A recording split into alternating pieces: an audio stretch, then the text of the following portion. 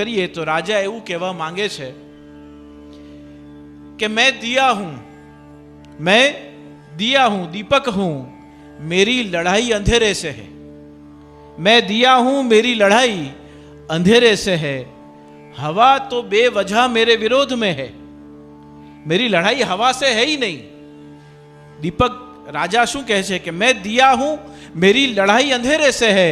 हवा तो बेवजह मेरे विरोध में है, और मेरे प्रकाश से जो इतना ही कष्ट है तुझे, तो ए हवा आंधियों में एक दिया जला के तो बता। अगर मेरे प्रकाश से इतना कष्ट है तुझे, तो ए हवा आंधियों में एक दिया जला के तो बता। आ मानव थी माधव सुधीनी जे यात्रा छे एनु जो आत्मचिंतन आपणे करीए तो मानव तरीके महाप्रभुजी आज्ञा करे छे कि सौथी पहला आपणो देह धर्म छे, कारण के देह छे तो આપણું અસ્તિત્વ છે, અને એ દેહમાંથી જો પ્રાણ પંખીડું ઉડી જાય તો આ દેહ નશ્વર થઈ જાય છે, પાર્થિવ થઈ જાય છે. એ પ્રકારે સૌથી પહેલા આપણું માનવ તરીકેનું અસ્તિત્વ છે.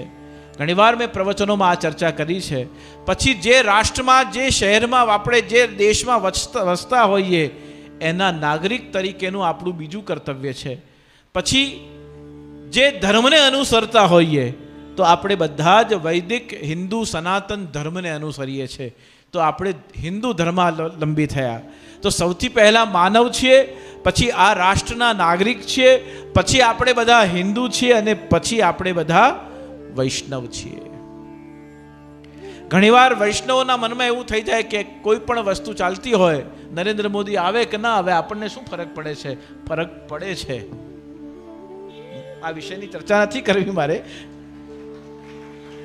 પણ ફરક પડે છે.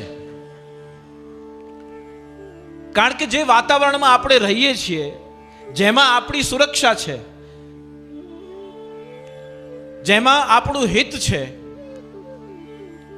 શ્રી મહાપ્રભુજી આજ્ઞા કરે છે કે કલૌ ભક્ત્યાદિ માર્ગા હિ દુસ્સાધ્યા ઇતિ મે મતિઃ. કલિકાલમાં ભક્તિ માર્ગ પર ચાલવું એ સુસાધ્ય નથી, કલિકાલમાં દુસ્સાધ્ય છે. જનણી જણે તો ભક્ત જણ કા દાતા કા સુ. મહાપ્રભુજી કહે છે કે બ્રહ્મ સંબંધ લઈ લેવાથી આપ ભક્તિ માર્ગના અનુયાયી થાઓ છો, પણ બ્રહ્મ સંબંધ લેવાથી જે પ્રકારની મેં સિદ્ધાંત પરંપરા બતાવી છે એનું અનુસરણ કરવાથી તમને માનવ તરીકે માધવની પ્રાપ્તિ થાય છે.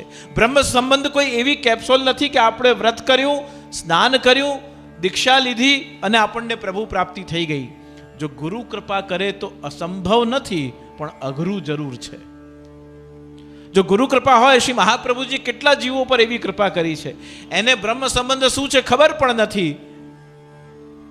શ્રી દામોદરદાસજીને, વિષ્ણુદાસ છીપાને, કેટલા જીયાદાસ સુરી, કેટલા વૈષ્ણવો છે 84 વૈષ્ણવોમાં કે જેમણે શ્રી મહાપ્રભુજીએ, જેમને બ્રહ્મ સંબંધ શું છે ખબર નથી, કેવલ શ્રી મહાપ્રભુજીમાં આસક્તિ હતી, શ્રી મહાપ્રભુજી માટે સાંભળેલું હતું, અને જેમ એ જીવ સામે આવ્યો, શ્રી મહાપ્રભુજીએ સામેથી આજ્ઞા કરી છે.